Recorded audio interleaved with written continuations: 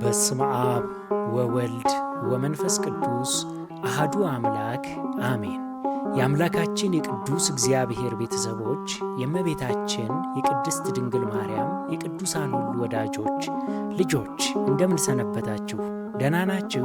አሜን። ለዚህ ሰዓት ያደረሰን ቸሩ አባታችን መሐሪና ይቅር ባዩ እግዚአብሔር ምስጋና ይድረሰው።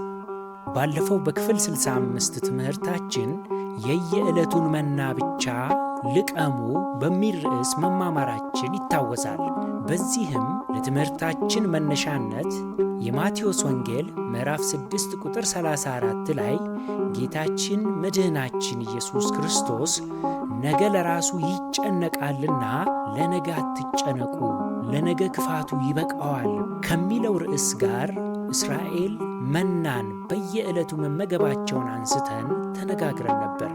በዚህም ስለ ነገ ሳንጨነቅ ዛሬን እንዴት እንኖር ሲባል ዛሬ ኑር፣ ነገን ለእርሱ ተወው፣ የዛሬን ተግባርህን ግን በእምነት ከውን የሚል እንደሆነ፣ መና በየዕለቱ የሚሰጥ እስራኤላውያን ለ40 ዓመታት የተመገቡት ምግብ እንደሆነ፣ መና የራሱ ሕግ አለው። ለየዕለቱ ብቻ የሚበቃውን መልቀም፣ ለነገ ማሳደር ፈጽሞ እንደማይፈቀድ፣ በነጋታው በየማለዳውም አዳዲስ መና እንደሚሰጥ፣ ነገር ግን እስራኤል ካለማመናቸው የተነሳ ለነገ አከማቹ፣ ጥርጣሬንም በእግዚአብሔር ላይ ጣሉ። ነገ ባይሰጠንስ እያሉ በአቋራጭ መንገድ ተጠቀሙ።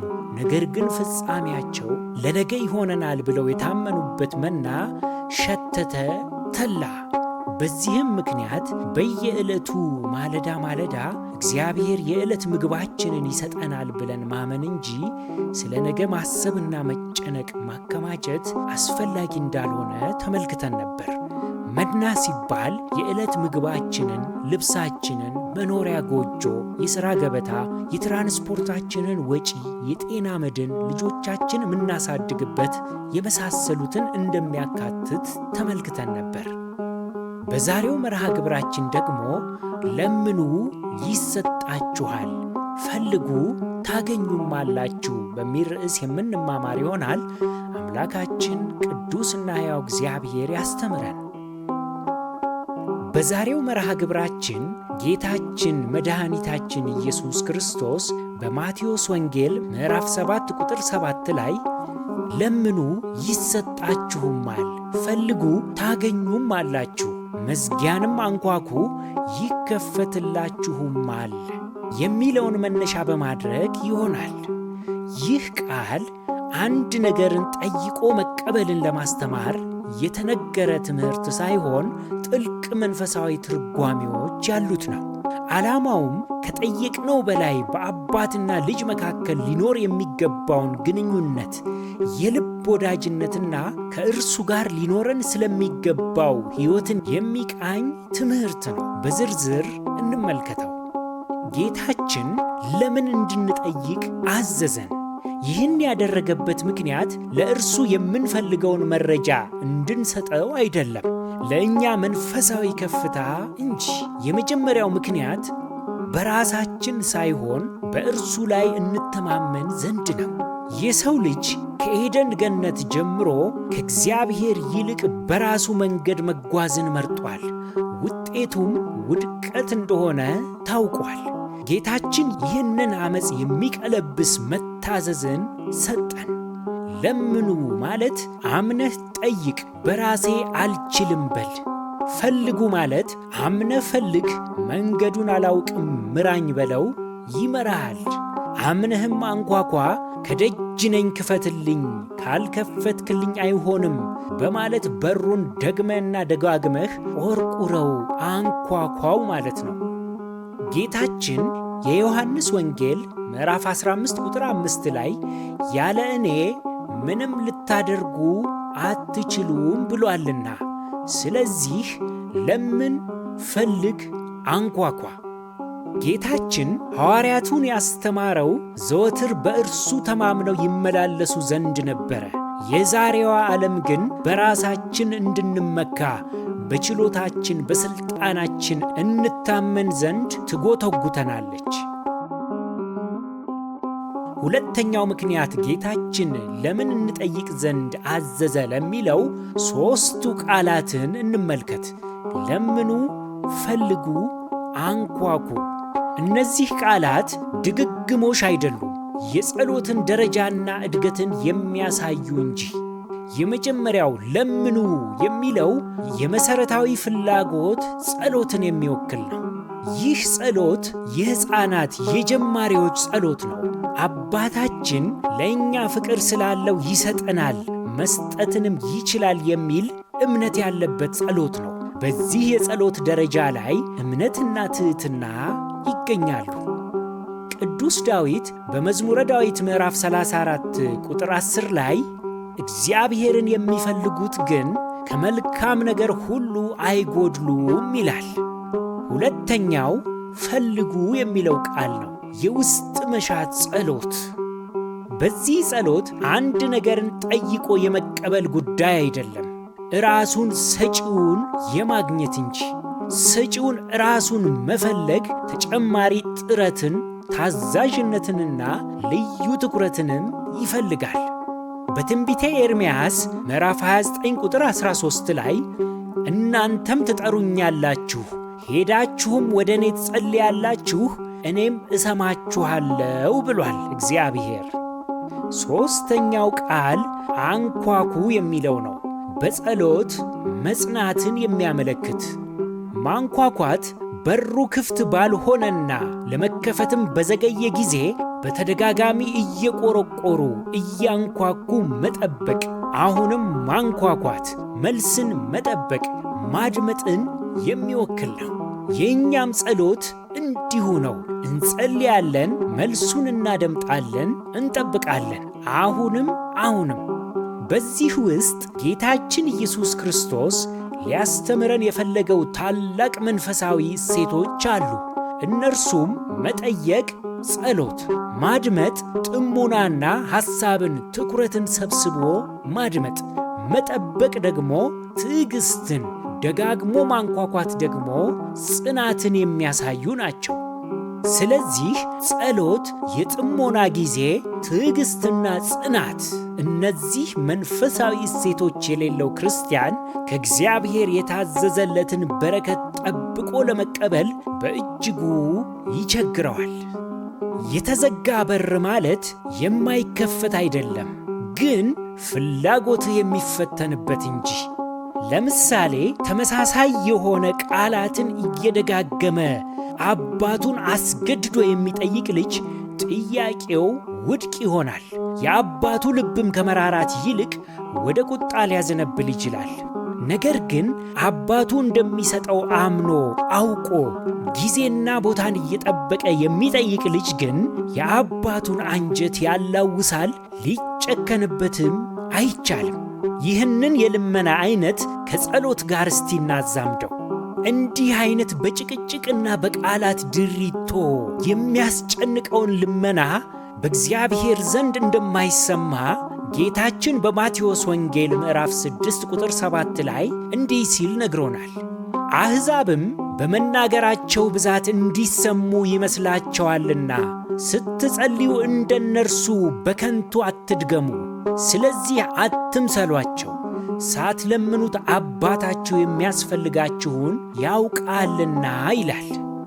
ጌታችን ታዲያ ደጋግማችሁ አትጸልዩ፣ አዘውትራችሁ ወይንም በስሜት ሆናችሁ አትጠይቁ እያለን አይደለም። ከንቱ ድግግሞሽ፣ ባዶ ጩኸት፣ የልብ ታዛዥነት ሳይኖር የልማድን ጸሎት አታድርጉ ሲለን ነው። ይህንን ስንል ግን በቤተ ክርስቲያናችን አባቶቻችን በቃላችን ሸምድደን የምንጸልየውን ጸሎት አያስፈልግም እያልን አይደለም። እነርሱ አባቶቻችንማ የሰሩት ሥርዓት ስንተኛ ስንነሳ በጉዞ ላይ ሳለን ቢሉ ለብቻችን በምንሆንበት ጊዜ ሁሉ በልቦናችን በማሰላሰል የጸሎትን ሕይወት ያለ ጊዜና ቦታ ዘወትር እናጣጥመው ዘንድ ነው ላወቀበት የቃል ጸሎት። ችግሩ ግን ጸሎት የልማድና የግዴታ በሚመስል መንገድ አነብንቦ መጨረስ መሆን የለበትም። የአሕዛብ ጸሎት የበዛ የቃላት ድርደራ፣ ያለ ልብ ያለ እምነት መደጋገም እግዚአብሔርን ለማስገደድ በሚመስል መንገድ ግን መሆን ስለሌለበት አትምሰሏቸው ተባልን። የእኛ ጸሎት ግን ከቃላቱ በልብ ተመስጦ በእምነት ቅዱስ ፈቃዱን በመጠየቅ ሊሆን ይገባል። ጸሎታቸው ለእኛ ምሳሌ የሚሆነንን ሁለት እናቶች እንመልከት። የነቢዩ ሳሙኤል እናት ሐናና ከነዓናዊቱ ሴት። በአንደኛ ሳሙኤል ምዕራፍ 1 ቁጥር 12 እስከ 13 ሐና ያደረገችውን ጸሎት እንመልከት። እንዲህ ይላል። ጸሎቷንም በእግዚአብሔር ፊት ባበዛች ጊዜ ኤሊ አፏን ይመለከታት ነበር። ኤሊ ሊቀ ካህኑ ነው። ሐናም በልቧ ትናገር ነበር፣ ድምጿም ሳይሰማ ከንፈሯን ታንቀሳቅስ ነበር። ኤሊም እንደ ሰከረች ቆጠራት ይላል።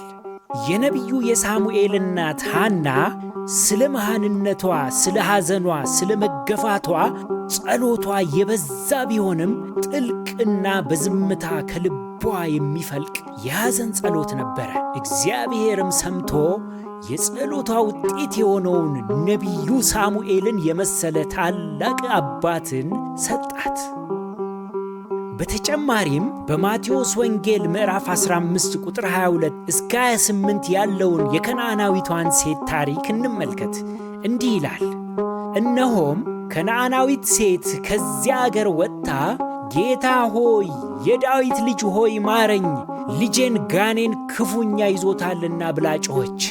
እርሱ ግን አንዳች አልመለሰላትም።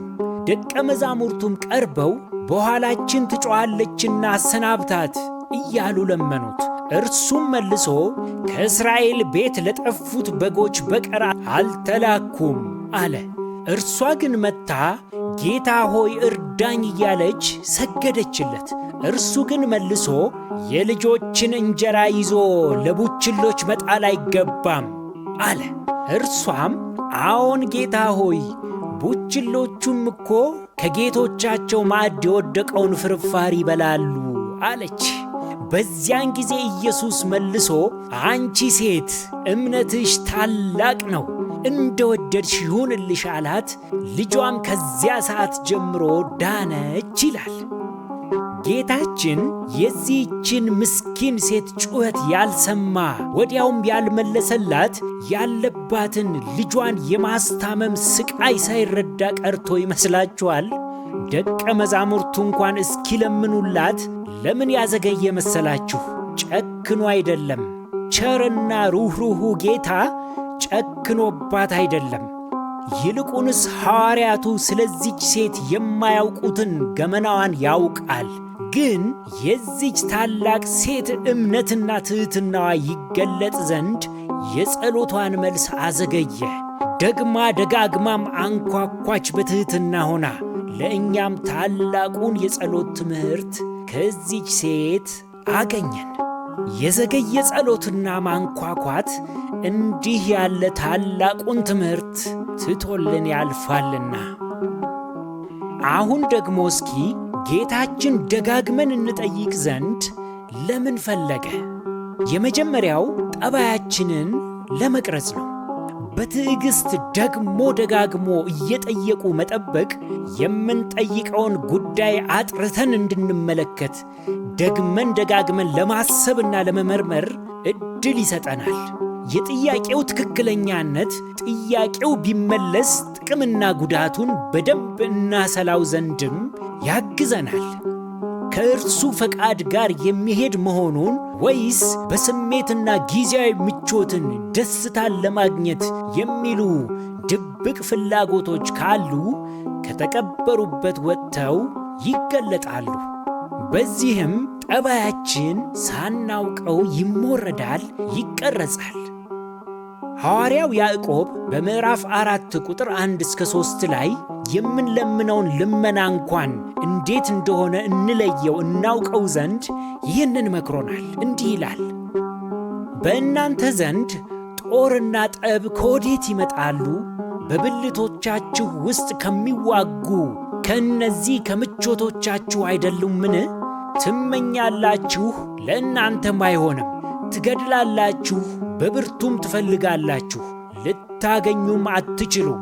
ትጣላላችሁ፣ ትዋጉማላችሁ፣ ነገር ግን አትለምኑምና ለእናንተ አይሆንም። ትለምናላችሁ፣ በምቾቶቻችሁም ትከፍሉ ዘንድ በክፉ ትለምናላችሁና አትቀበሉም ይላል። አሁን እንግዲህ የእኛ ጸሎት ውስጣዊ ፍላጎቱ ምንድን ነው የሚለውን እግዚአብሔር ትክክለኛው ጠባያችን ከእርሱ ፈቃድ ጋር እስኪስተካከል ድረስ ጸሎታችንን አይመልስም። ሁለተኛው ጌታችን ደጋግመን እንጠይቅ ዘንድ የፈለገው ከያዝነው በላይ እናምነው ዘንድ ነው። ቸሩ አምላክ እግዚአብሔር የልመናችንን መልስ ከሚያዘገይባቸው ምክንያቶች መካከል አንዱ የጠየቅነው ወዲያው ቢሰጠን ወዲያው እናራክሰዋለን። ይህ ማለት በቶሎ የተገኘ በቶሎ ይረክሳል፣ ዋጋውም ይረሳል። ሳናውቀው ሰጪውን ወደ ጎን በማለት የፈለግነውን ሁሉ ማግኘት የምንችልም ይመስለናል። ስለዚህ ጥያቄያችንን በማዘግየት ዓይናችን ከስጦታው ይልቅ ሰጪው ላይ እንዲያተኩር ያደርጋል። ሌላው ጌታችን ደጋግመን እንድንጠይቅ ያደረገው ከግብይት ወዳጅነትን በማስቀደሙ ነው። ጸሎት እንደ ግብይት የሚፈልጉትን ጠይቆ ተቀብሎ እንደ መሄድ አይደለም። ገበያ ስትወጣ ዕቃ ትጠይቃለህ፣ ከፍለህ ወስደህ ትሄዳለህ። ሌላ የተለየ ፍላጎትም አይኖርህም። ፍላጎትህ ዕቃው ላይ ብቻ ነው የሚሆነው። ጸሎትም የሚያስፈልግህን ጠይቀ ተቀብለህ መሄድ ብቻ ሳይሆን ሰጪው የፈለግከውን ነገር በማዘግየት ከእርሱ ጋር ጊዜና ፍላጎት ይኖርህ ዘንድ ያደርግሃል። እግዚአብሔር የአባትና የልጅን ቀረቤታ ይፈልጋል። ስለዚህ ነው ጌታችን በማቴዎስ ወንጌል ምዕራፍ 6 ቁጥር 9 ላይ አባታችን ሆይ የሚለውን ጸሎት ያስተማረን። አባቴ ስትለው ልጄ ይልሃል። የአባትና ልጅነት ግንኙነትም እየጠነከረ እያደገ ይሄዳል። ሌላው ደጋግመን እናንኳኳ ዘንድ የተፈለገው መልካምነቱን እንረዳ ዘንድ ነው። በማቴዎስ ወንጌል ምዕራፍ 7 ቁጥር 7 ላይ ለምኑ ይሰጣችሁማል ካለ በኋላ በቀጥታ የሚቀጥለው ቃል የማቴዎስ ወንጌል ምዕራፍ 7 ቁጥር 8 እስከ 11 እንዲህ ይላል፣ የሚለምነው ሁሉ ይቀበላልና የሚፈልገውም ያገኛል፣ መዝጊያንም ለሚያንኳኳ ይከፈትለታል። ወይስ ከእናንተ ልጁ እንጀራ ቢለምነው ድንጋይ የሚሰጠው ከእናንተ ማን ሰው ነው? ዓሣ ቢለምነው እባብን ይሰጠዋልን? እንኪያስ እናንተ ክፉዎች ስትሆኑ ለልጆቻችሁ መልካም ስጦታ መስጠትን ካወቃችሁ በሰማያት ያለው አባታችሁ ለሚለምኑት እንዴት አብልጦ መልካም ነገርን ይሰጣቸው ይላል። ስለዚህ የእግዚአብሔር መልካምነቱ እኛ ከምንገምተው በላይ ነው። ምላሹ ከእኛ ጥያቄ ይልቅ ጠቃሚና የተጠበበም ነው። ሌላው ከእርሱ ፈቃድ ጋር እንስማማ ዘንድ ነው። እውነተኛ ጸሎት ቀስ በቀስ ምን እንደምንጠይቅ፣ ለምን እንደምንጠይቅ፣ እንዴትም እንደምንጠይቅ የእግዚአብሔር መንፈስ ጌታ መንፈስ ቅዱስ ይመራናል፣ ያስተምረናል። ጥያቄያችንም በስሎ ከእርሱ ፈቃድ ጋር ሲስማማ መልሱ ይመለሳል። በአንደኛ የዮሐንስ መልእክት ምዕራፍ 5 ቁጥር 14 ላይ በእርሱ ዘንድ ያለን ድፍረት ይህ ነው፣ እንደ ፈቃዱ አንዳች ብንለምን ይሰማናል እንዲል። ማጠቃለያ፣ በዛሬው መርሃ ግብራችን ለምኑ ይሰጣችሁማል፣ ፈልጉ ታገኙማላችሁ በሚል ርዕስ ተማምረናል።